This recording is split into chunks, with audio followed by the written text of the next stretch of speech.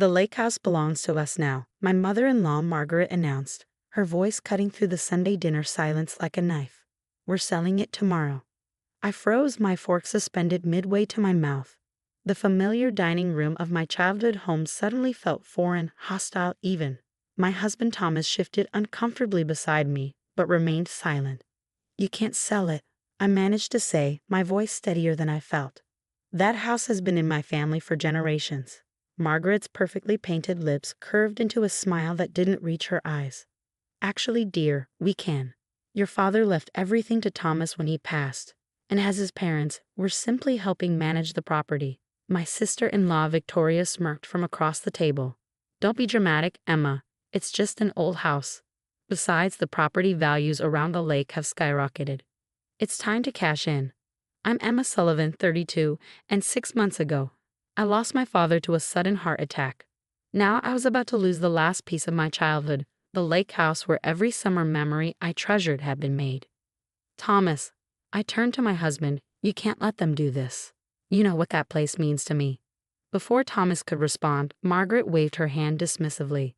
The decision's been made. The realtor is coming tomorrow to list it. Victoria's husband James is in real estate, and he says we could get at least $2 million for it. Of course James was involved. My sister-in-law's husband had been eyeing the lake house since the day they got married. I could still remember his calculating gaze during our last family gathering there, how he'd walked the property line making notes on his phone. Dad would never have wanted this, I said, pushing away from the table. He loved that house. It's where he taught me to swim, where Mom spent her last summer before she ran off with her yoga instructor. Victoria supplied helpfully, examining her manicured nails. Really, Emma, you need to let go of the past. The reminder of my mother's abandonment stung, but not as much as Thomas's continued silence. My husband sat there, suddenly fascinated by the pattern on his dinner plate, avoiding my eyes. That's when I remembered my father's last conversation with me just days before his death. We'd been sitting on the lake house dock, watching the sunset. He'd been acting strange, distracted. Emma, he'd said, gripping my hand tightly. If anything happens to me, check the boathouse. The old one, not the new dock. Check it before it's too late. I'd dismissed his words then, attributing them to the melancholy that sometimes took him when we visited the lake. Now they echoed in my mind with new urgency. I need to get some air, I announced, standing up. Nobody tried to stop me as I grabbed my car keys and headed for the door. The drive to the lake house took exactly 23 minutes, just as it had when I was a child, counting the seconds until we arrived for summer vacation. The familiar gravel crunched under my tires as I pulled up to the weathered blue house that had been my family's haven for 4 generations. The sun was setting over the lake, casting long shadows across the lawn where Dad and I used to play catch.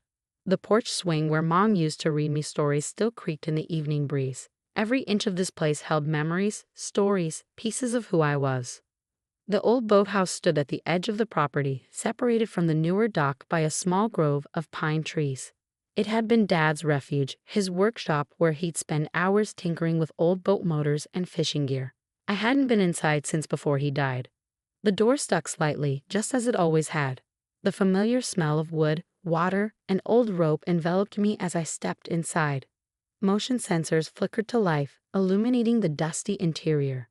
Everything was exactly as Dad had left it, his tools arranged meticulously on pegboards, fishing rods standing like sentinels in their rack, the ancient workbench covered with decades of projects. What was I looking for? Dad hadn't been specific, just said to check here. I ran my hands along the walls, looking for anything unusual. The wooden panels felt solid, unchanged. The floorboards creaked in their familiar pattern under my feet. I was about to give up when I noticed something odd about the workbench. The heavy old piece had been my great-grandfather's, passed down through generations. I'd never paid much attention to it before, but now, in the harsh fluorescent lighting, I noticed that one of the legs seemed slightly shorter than the others. Kneeling down, I examined the uneven leg more closely. There was a seam in the wood that didn't match the others, barely visible unless you were looking for it. My heart pounding, I pressed against it. A small compartment popped open in the bench's side, revealing a metal box and a yellowed envelope. With trembling hands, I opened the envelope first. Inside was a deed to the lake house property, dated 1923, and a letter in my father's handwriting. My dearest Emma, if you're reading this, something has happened to me and you've remembered to check the boathouse. I'm sorry for the mystery, but I needed to make sure these documents stayed safe. The lake house was never mine to leave to Thomas or anyone else. It belongs to you, has since the day you were born. Your great-grandmother Isabel made sure of that when she put the property in a protected trust. No one can sell it without your consent. Not me, not Thomas, not anyone. The original deed and trust documents are in this box, along with proof of the annual trust payments I've been making since you were born. Take these to Arthur Clean, my lawyer. He knows everything and will help you protect what's rightfully yours. I'm sorry I didn't tell you this sooner, but I saw how Thomas's family looked at our home, how they measured its worth in dollars rather than memories. I needed to make sure you'd have proof when the time came. The lake house is your legacy, Emma. It's where you learned to swim, where you fell in love with the water, where you became who you are. Don't let anyone take that from you. Love, Dad. I sat on the dusty boathouse floor, clutching a letter to my chest, tears streaming down my face. Even now, Dad was protecting me, protecting our home. My phone buzzed. Multiple messages from Thomas asking where I'd gone. One from Victoria warning me not to do anything stupid. I smiled, wiping away my tears. Tomorrow would bring confrontation, legal battles, maybe even the end of my marriage. But tonight, sitting in my father's boathouse with the proof of my inheritance in my hands, I felt stronger than I had in months. Let them come with their realtors and their plans. The lake house was mine, and I was ready to fight for it. The next morning, I walked into Arthur Klein's office precisely 10 minutes before Margaret's scheduled meeting with her realtor. Arthur, my father's lawyer and friend of 20 years, examined the documents from the boathouse with careful attention, his expression shifting from professional interest to barely concealed delight. Your father was quite thorough, he said, adjusting his reading glasses. The trust is ironclad. The property was placed in your name when you were born, with your father acting as trustee until you turned 35 or in the event of his death. So they can't sell it? I asked, needing to hear it confirmed. Not only can they not sell it, Arthur smiled, but they've been living there without proper authorization since your father's passing. Technically, they need your permission to even step foot on the property. My phone buzzed again, the 15th call from Thomas since last night. I'd spent the night at my best friend Kate's house, ignoring the increasingly frantic messages from my husband and his family. They're meeting with a realtor at 10, I told Arthur. Should we? Oh yes, he gathered the documents into his briefcase.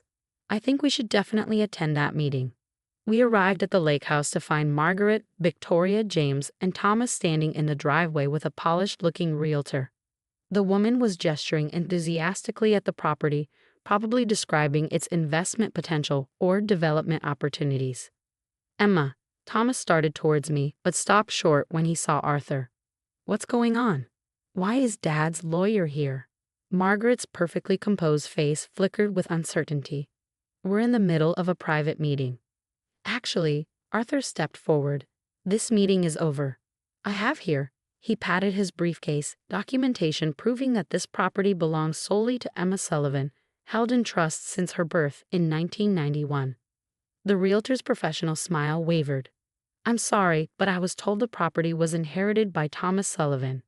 You were misinformed, Arthur said firmly, producing the trust documents. This house and the surrounding 5 acres have been in a protective family trust for 3 generations, with Emma as the sole beneficiary. Victoria's face reddened. That's impossible. Daddy Sullivan left everything to Thomas. Everything he owned, yes, Arthur agreed. But he didn't own this property. He was merely its trustee. I watched as Margaret's composure cracked. This is ridiculous. Thomas, call our lawyer. By all means, Arthur smiled. Though I should mention that any attempts to sell or modify the property without Emma's consent over the past 6 months could be considered attempted fraud. James, who'd been suspiciously quiet, suddenly looked uncomfortable. Vicky, maybe we should. No, Margaret's voice rose. This house is worth $2 million. We are not letting it slip through our fingers because of some ancient trust. $3 million, actually, I said quietly. Everyone turned to look at me. That's what the latest property assessment showed. Dad told me before he died. He also told me about the developers who've been trying to buy it for years. The ones you've been meeting with, James. My brother-in-law had the grace to look ashamed. Victoria grabbed his arm. You said nobody knew about those meetings. Nobody was supposed to, I continued. Just like nobody was supposed to know about the plans to tear down the house and build luxury condos. Dad found out, though. That's why he made sure I knew where to find these documents. Thomas finally found his voice. Emma, why didn't you tell me about any of this? I looked at my husband of 5 years, really looked at him. Would it have made a difference? Would you have stood up to them? His silence was answer enough. Well, Arthur cleared his throat. I believe we're done here. Emma has some decisions to make about the property's future and about who will be permitted access to it. You can't just throw us out. Victoria protested. We've been living here since Daddy Sullivan died. Actually, she can, Arthur replied. And given the circumstances, I'd advise you to vacate the premises within 24 hours. Margaret turned to Thomas. Are you going to let her do this to us? To your family? I watched my husband, seeing him caught between loyalty to his controlling mother and his marriage, the same position he'd been in countless times before. I think, Thomas said slowly, we should do what Emma wants. For the first time since I'd met her, Margaret was speechless. The realtor, who'd been inching towards her car, finally made her escape. James followed shortly after, practically dragging a protesting Victoria with him. You'll regret this, Margaret hissed as she stormed past me. You have no idea what you're doing. Actually, I said, I know exactly what I'm doing. I'm protecting my home. After they left, Thomas and I stood in silence, watching the sun sparkle on the lake's surface. I'm sorry, he finally said. I should have stood up to them sooner. Yes, I agreed, you should have. What happens now? I thought about all the summers spent here, all the memories embedded in every corner of this property. I thought about Dad's workshop in the boathouse, Mom's garden by the kitchen window, the dock where I'd learned to fish. Now, I said, I decide who gets to be part of this home's future. And me? Thomas asked quietly. I turned to face him. That depends. Are you ready to choose between your mother's control and our marriage? Because I won't live like this anymore, Thomas. I won't spend my life waiting for you to find your backbone. He winced at my words but didn't argue. I should have listened when you talked about this place, about what it means to you. I got caught up in Mom's plans, in Victoria and James's talk about investment opportunities.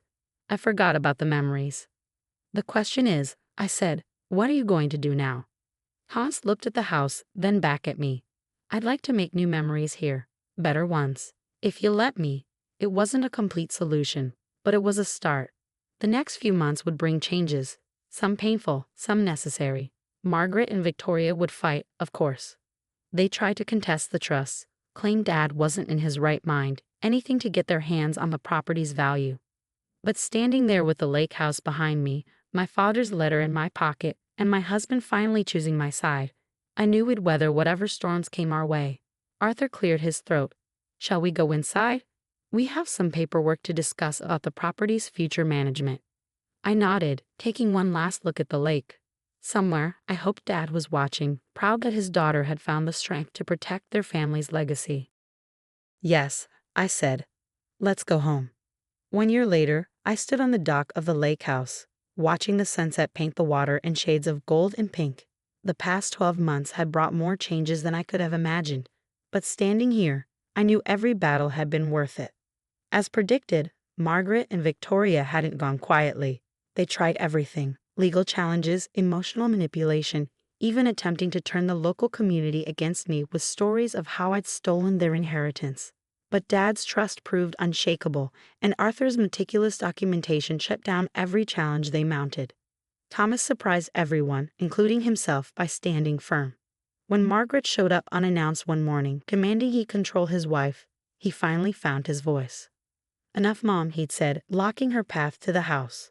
Emma's right. This place isn't about money. It's about family, about memories. If you can't respect that, you don't belong here. It was the first time I ever seen Margaret speechless. She'd left in tears, and Victoria hadn't spoken to us since. But Thomas stood taller after that day, like he'd finally broken free of an invisible weight. We spent the spring renovating, not to increase property value, but to preserve memories. The boathouse became a proper workshop again, with Dad's tools cleaned and organized. I found his old project notebooks tucked away in corners, filled with sketches and plans for improvements he'd wanted to make. Thomas took a particular interest in those notebooks. "Your dad was brilliant," he said one evening, poring over the detailed drawings. "These design modifications for the dock's support system. They're years ahead of their time." It was the first time he'd shown genuine appreciation for something my father had created, rather than just seeing the property's monetary worth. Small steps, but meaningful ones. Summer brought unexpected healing. Kate, my best friend who'd sheltered me that crucial night, suggested we restart the tradition of summer weekend gatherings. At first, I was hesitant. The house had been so contentious, it felt strange to fill it with laughter again. But that first weekend, watching our friends' children chase fireflies across the lawn where I used to play, something shifted. The lake house wasn't just a battleground anymore. It was becoming a home again. Even some of Thomas's extended family chose sides unexpectedly. His cousin Sarah, who'd always kept her distance from Margaret's drama, started visiting regularly with her kids. "This is what Uncle John always wanted," she told me one afternoon, watching her children learn to fish off the dock. A place where family could just be family, without all the politics and power plays. The biggest surprise came in late autumn. A letter arrived from Victoria, not a legal threat this time, but a genuine apology. James had accepted a job in California, and the distance had given her perspective. "I forgot what the lake house used to mean," she wrote, "before Mom started treating everything like an investment opportunity. I remember playing here as kids, how peaceful it was. I'm sorry we tried to take that away from you." I didn't respond immediately, but I kept the letter. Some bridges take time to rebuild. Today, watching the sunset, I heard familiar footsteps on the dock behind me. Thomas wrapped his arms around my waist, resting his chin on my shoulder. "Penny, for your thoughts?" he asked. I smiled, leaning back against him. "Just thinking about everything that's changed. Remember what this place was like a year ago? You mean when my family was trying to sell your inheritance out from under you? When I was too spineless to stand up to them? When we almost lost everything that mattered? And now look at us." The lake house had transformed over the year, but so had we. Thomas had found his strength, standing up to his mother's manipulation. I'd learned to trust him again, watching him choose our marriage over family pressure. We turned Dad's old study into a home office, where Thomas now ran his consulting business. No more corporate job under his father's thumb. The guest rooms hosted regular visits from friends and chosen family. The kitchen echoed with laughter during weekend brunches. "Did I tell you what Sarah's kids asked yesterday?" Thomas said. "They wanted to know if they could have their summer camp here next year. Apparently, their friends at school are tired of hearing about the amazing lake house." I laughed. Well, the boathouse would make a perfect craft studio, and Dad's old workshop could teach them about boat maintenance. This was what Dad had protected all along. Not just property, but possibility. The chance for new generations to build their own memories here. "I have something to tell you," I said, turning to face Thomas. "I found out yesterday, but I wanted to wait for the right moment." His eyes widened as I took his hand and placed it on my stomach. "Really?" he whispered. I nodded. "Due in February. Looks like the lake house will have a new generation to love it." Thomas pulled me close, and I felt wetness against my cheek. Happy tears from the man who once struggled to show any emotion against his mother's disapproval. Behind us, the sun dipped below the horizon, setting the lake aflame with color. Somewhere, I knew Dad was smiling. His letter in the boathouse hadn't just saved our home. It had given us the courage to build a new kind of family, one founded on love and memories rather than power and possession. The lake house stood sentinel behind us, its windows gleaming in the fading light. Not just a house anymore, but a legacy of love, stretching backward through generations and forward into a future bright with promise.